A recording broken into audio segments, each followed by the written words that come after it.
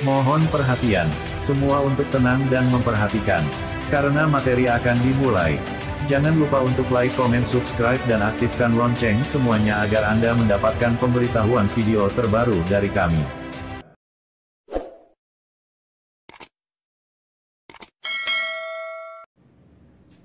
Assalamualaikum warahmatullahi wabarakatuh. Selamat datang di video pembelajaran Mapel IPA kelas 7. Sebelum pembelajaran, marilah kita mulai dengan bacaan basmalah. Bismillahirrahmanirrahim. Pada daring kali ini, kita akan membahas tentang asam, basa, dan garam. Di mana tujuan pembelajaran pada hari ini yaitu agar siswa dapat mengetahui perbedaan antara asam, basa, dan garam. Dan yang kedua, siswa dapat mengidentifikasi larutan asam, basa, dan garam menggunakan indikator alami maupun indikator buatan. Apa sih sifat asam? Asam itu banyak terdapat pada buah-buahan yang masih muda yang terasa asam. Yang kedua, zat yang dalam air dapat menghasilkan ion hidrogen atau H+. Ini adalah gambar buah-buahan yang terasa asam sehingga termasuk asam. Contoh asam yang pertama asam asetat atau terdapat pada larutan cuka. Yang kedua, asam askorbat itu terdapat pada jeruk, tomat, dan sayuran. Yang ketiga, asam sitrat itu terdapat pada jeruk. Yang keempat, asam borat itu pada larutan pencuci mata. Yang kelima, asam karbonat itu terdapat pada minuman karbonasi. Yang keenam, asam klorida atau HCl itu yang dihasilkan pada saat kita menderita asam lambung dan juga terdapat pada obat tetes mata. Yang ketujuh, asam nitrat itu terdapat pada pupuk dan bahan peledak. Yang kedelapan, asam fosfat itu digunakan pada deterjen dan pupuk. Berikutnya asam sulfat digunakan dalam baterai mobil dan pupuk. Kemudian yang ke-10 asam tartrat itu terdapat pada anggur. Yang 11 asam malat terdapat pada apel. Ke-12 asam formiat itu dihasilkan dari sengatan lebah. 13 asam laktat itu dihasilkan pada keju. Yang ke-14 asam benzoat yang biasanya digunakan pada pengawet makanan. Kemudian sifat basa yaitu zat yang dalam air dapat menghasilkan ion hidroksida atau OH-. Contoh basa yaitu terdapat pada sabun. Contoh basa yang dikenal yang pertama aluminium hidroksida itu terdapat pada deodoran atau antacid. Yang kedua kalsium hidroksida itu terdapat pada mortar dan plester. Yang ketiga magnesium hidroksida itu terdapat pada obat urus-urus atau antacid. Yang keempat natrium hidroksida itu terdapat pada sabun. Ini adalah gambar contoh basa yaitu pada sabun dan juga pada pasta gigi. Apa sih perbedaan asam dan basa? Untuk asam itu bersifat korosif atau merusak logam. Sedangkan pada basa itu bersifat kaustik atau merusak kulit. Makanya terasa licin di tangan atau di kulit. Dari rasa, kalau asam itu rasanya masam, kalau basa rasanya pahit. Kemudian dari ion yang dihasilkan, kalau asam menghasilkan ion H+ atau hidrogen, sedangkan basa menghasilkan ion OH- atau ion hidroksida. Sedangkan untuk garam adalah senyawa yang terbentuk dari reaksi asam ditambah basa. Jadi asam ditambah basa nanti menghasilkan garam. Contoh dari garam yaitu garam dapur atau NaCl. dapat diperoleh dengan cara yang pertama mengendapkan air laut, yaitu menggunakan penguapan atau kristalisasi. Yang kedua mereaksikan asam dan basa dengan proses netralisasi. Asamnya yaitu NaCl ditambah basanya yaitu NaOH sehingga menghasilkan garam yaitu NaCl dan menghasilkan air atau H2O. Ini contoh garam. Beberapa garam yang dikenal, yang pertama natrium klorida atau NaCl. Ini sebutannya garam dapur, manfaatnya untuk penambah nafsu makan. Yang kedua natrium bikarbonat atau NaHCO3. Ini nama lain dari baking soda yang biasa digunakan pada pengembang kue.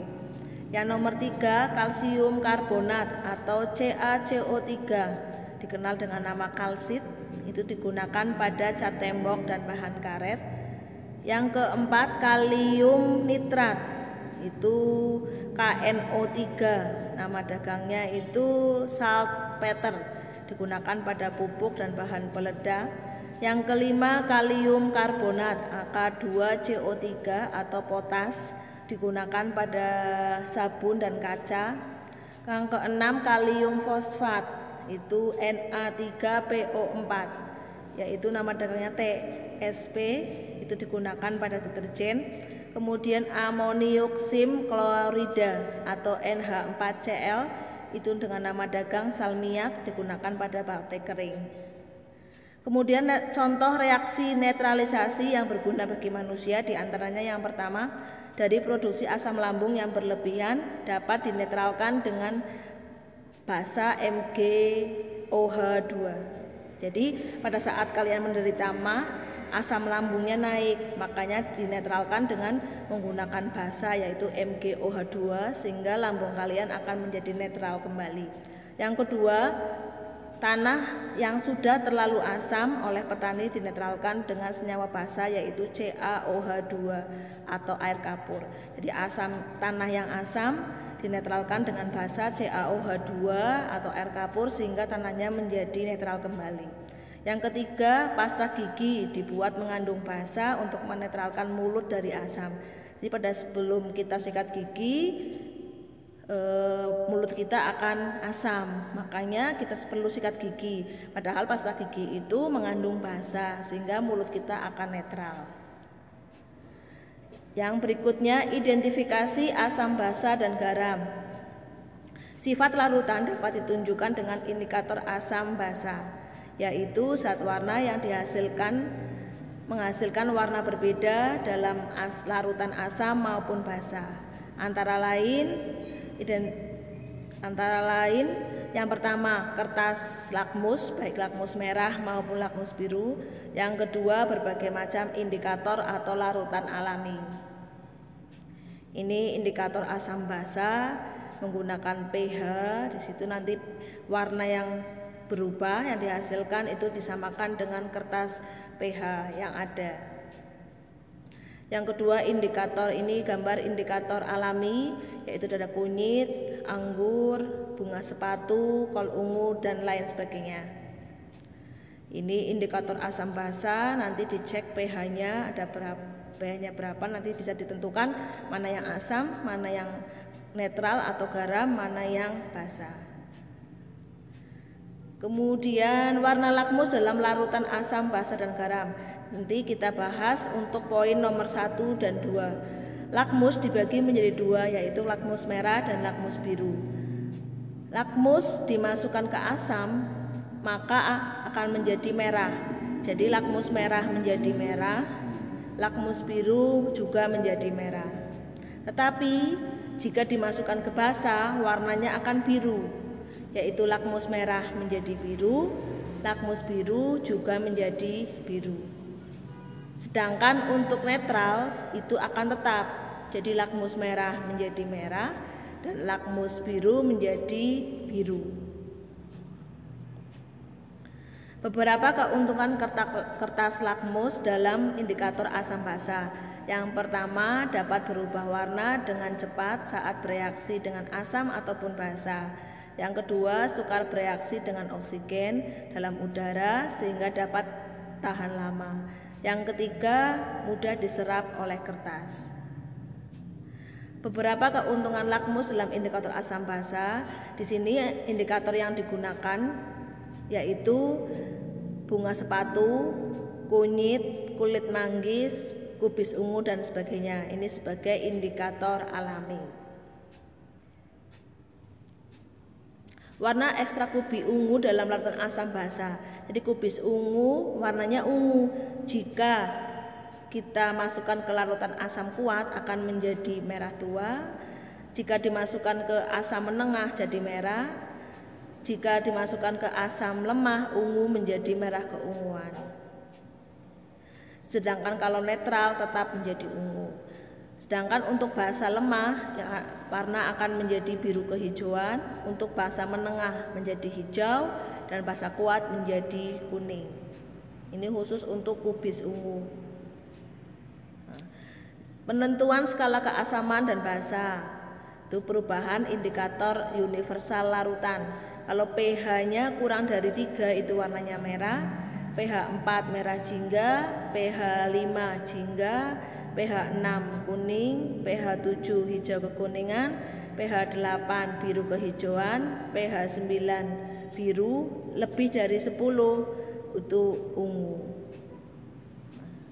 Jangan lupa ya, selalu belajar dan selalu membaca. Marilah kita akhiri pembelajaran hari ini dengan bacaan hamdalah. Alhamdulillahirabbil alamin. Saya akhiri, wassalamualaikum warahmatullahi wabarakatuh.